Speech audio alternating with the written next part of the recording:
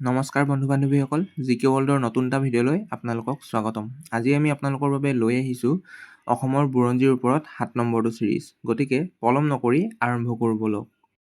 আজিৰ ১ নম্বৰ প্ৰশ্নটো হ'ল, কেতিয়া বীৰ চিলাৰায়ৰ মৃত্যু হৈছিল? আনচাৰ ১৫৭৫ চনত।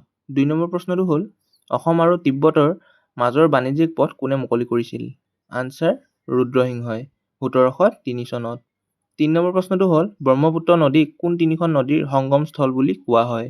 আনচাৰ দিহিং, দিবং আৰু লুইত নৈ।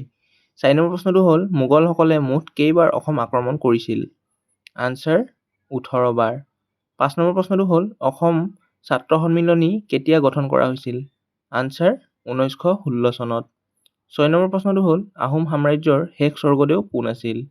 আনচাৰ চন্দ্ৰকান্ত সিংহ। ৭ নম্বৰ প্ৰশ্নটো হ'ল, হিউৱেন চাং কিমান চনত অসমলৈ আহে? আনচাৰ ৬২০ চনত। ৮ নম্বৰ প্ৰশ্নটো হ'ল, কিমান চনত চুকাফাৰ মৃত্যু হৈছিল? আনচাৰ ১২৬৮ চনত। ৯ নম্বৰ প্ৰশ্নটো হ'ল, অসমৰ উচ্চ ন্যায়ালয় ক'ত অৱস্থিত? আনচাৰ গুৱাহাটীত। ১০ নম্বৰ প্ৰশ্নটো হ'ল, প্ৰথম অসমীয়া খ্ৰীষ্টান কোন আছিল? আনচাৰ নিধি লেভি ফাৰৱেল।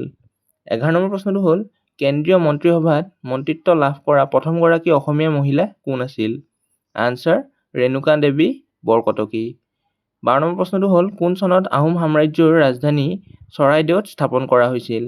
আনচাৰ ১২৫৩ চনত। ১৩ নম্বৰ প্ৰশ্নটো হ'ল, আহোম আৰু মোগলৰ মাজত হোৱা শেষ ৰণখন কোন চনত সংঘটিত হৈছিল? আনচাৰ ১৬৮১ চনত। ১৪ নম্বৰ প্ৰশ্নটো হ'ল, অসমত ধ্বংসাত্মক ভূমিকম্পটো কিমান চনত হৈছিল? আনচাৰ ১৫৪৮ চনত। আজিৰ শেষ অৰ্থাৎ ১৫ নম্বৰ প্ৰশ্নটো হ'ল, অসমৰ বিখ্যাত উমানন্দ মন্দিৰ কেতিয়া আৰু কোনে নিৰ্মাণ কৰিছিল? আনচাৰ ১৬৯৪ চনত গদাধৰ সিংহই নিৰ্মাণ কৰিছিল। গতিকে আজিলৈ ইমানেই বন্ধু-বান্ধৱীসকল। যদি ভিডিঅ'টো চাই ভাল পাইছে, লাইক কৰিব, শ্বেয়াৰ কৰিব, কমেণ্ট কৰিব আৰু ছাবস্ক্ৰাইব কৰিবলৈ নাপাহৰিব।